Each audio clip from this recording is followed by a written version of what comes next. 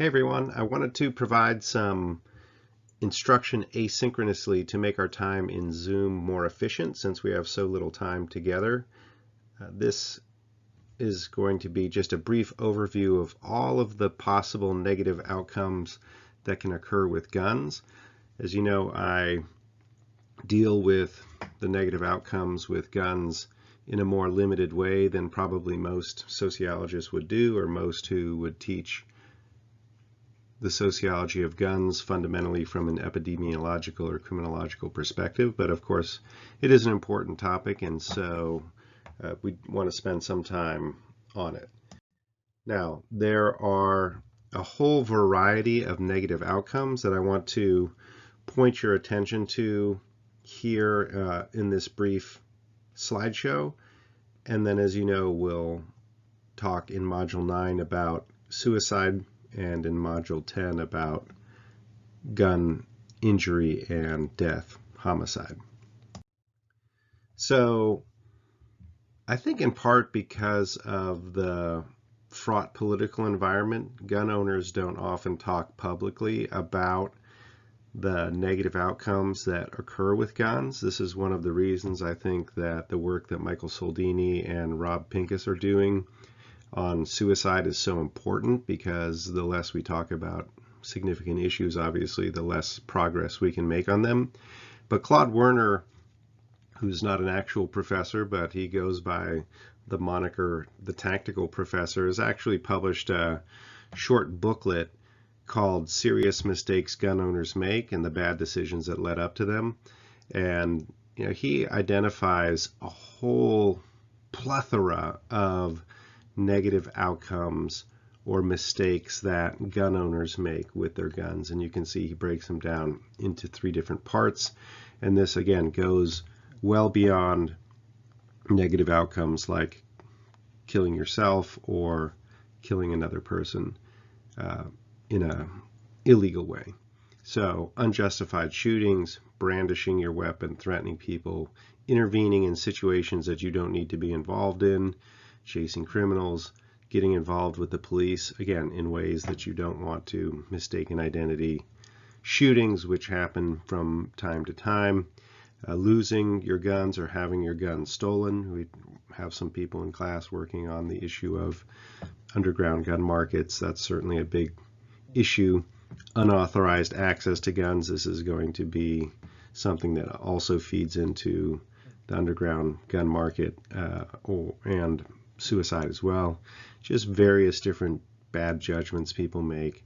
And then what he calls kind of downrange failures. This would be discharging your firearm when in a situation that you don't want to, and then unintentional discharges. So oftentimes shooting yourself, shooting another person, or just causing property damage because you have unintentionally or negligently fired your gun. So all of those things are negative outcomes that we just need to be attuned to the reality of. Now, when we talk about the types of things that sociologists, criminologists, and public health scholars tend to study, these are the negative outcomes that they are usually looking at. And so we can look at non-fatal firearms victimization. So people are using a gun to assault someone or to rob them, even though the victim isn't shot. That's sort of a firearms victimization. And then there are many indirect ways that people can be victimized by firearms, which I'll just mention briefly as we move along here. We imagine oftentimes when people get shot that they die.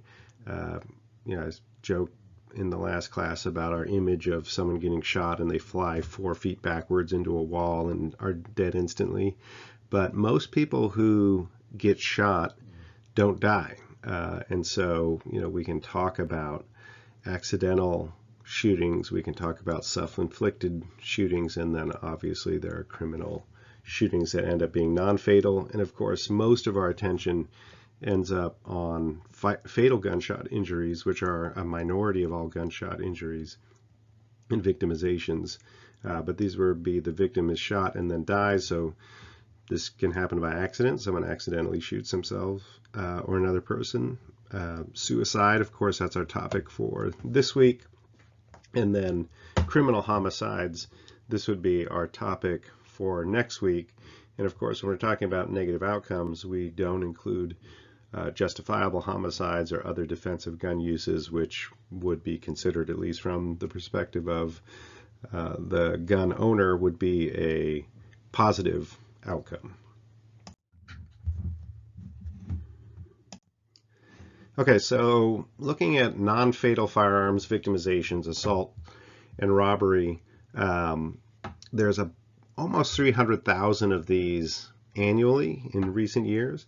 And 40% of robberies involve guns, 20% of aggravated assaults involve guns. So it's not a majority of those, but many do. Fortunately, you can see there's been, since the 1990s, a pretty significant downward trend in the rate of non-fatal firearms victimizations. The 1990s were just late 80s going into the early 90s were really crazy with respect to crime and firearms crime. This is one of the reasons why a crime bill was passed in the early 1990s, signed by Bill Clinton. Also, the assault weapons ban passed 1994 because people were so concerned about those sorts of issues. But as the crack epidemic waned in the United States, firearms victimizations went down. Still, a significant number of crimes exist using guns that don't involve anyone being shot. This is a really interesting one and significant. Patrick Sharkey is a sociologist at NYU that some of you may have heard of. He has studied the negative effects of living in a neighborhood in which you have a lot of violence. And these effects are indirect, meaning that it doesn't matter whether you're involved in the violence, either as a perpetrator or a direct victim, but even if you're living in a neighborhood that has a lot of violence, then you can suffer yourself PTSD symptoms, depression, decreased cognitive performance, diminished attention and impulse control, which of course is also going to affect your school performance. And he did an interesting study that looked at the effect of living in on a block in which there was gunshots, and there seemed to be a fairly direct effect on students' test performance living in an area in which there was gunfire. And so he wrote this book. It's a really great book that looks at how gun violence has been fought in major cities and some of the positive effects that comes about by doing that. So non-fatal gunshot injuries, again, when we think about gunshot injuries, we typically think about people who are dead, and there are some methodological reasons why people study gun violence by looking at people who die, because the evidence for death is very clear, right? You have a body there. Sometimes it's harder to establish how many non-fatal gunshot injuries there are because not everybody who is shot ends up in a hospital or otherwise accounted for.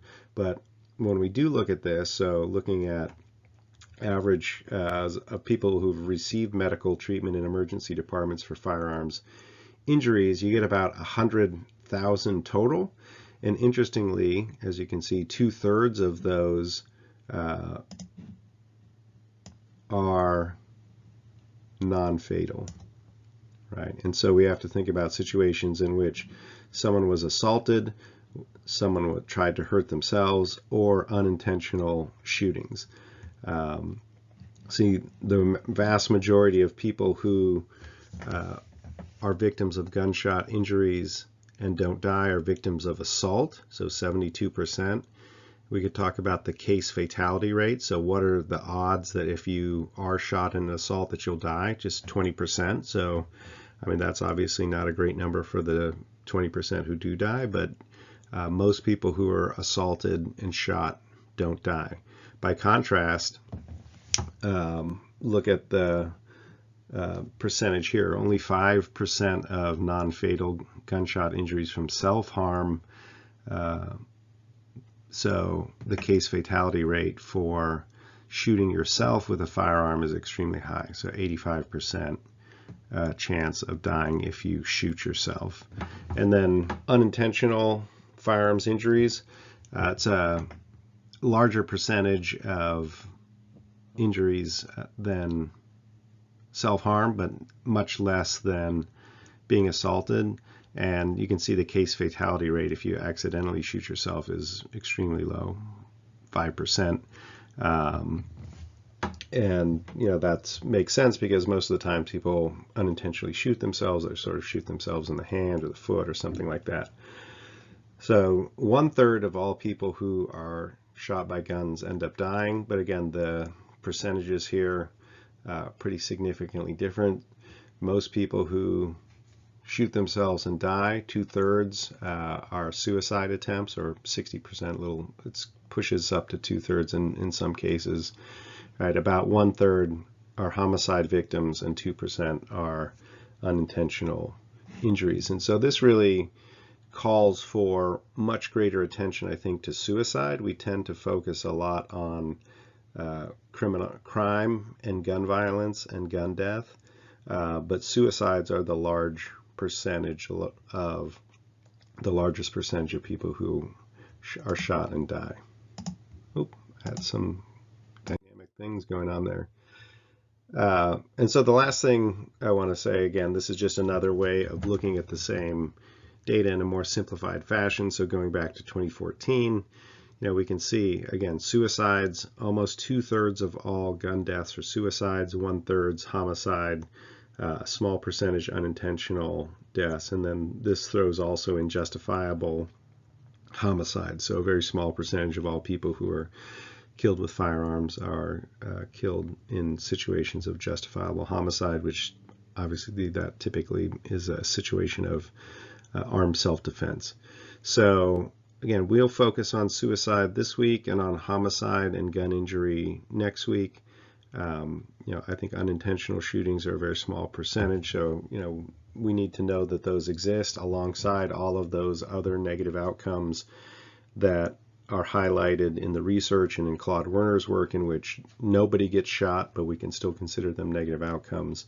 So that's the big picture. I'm also going to post another slightly longer, more complex instructional video in which I look at how we should be approaching suicide in general.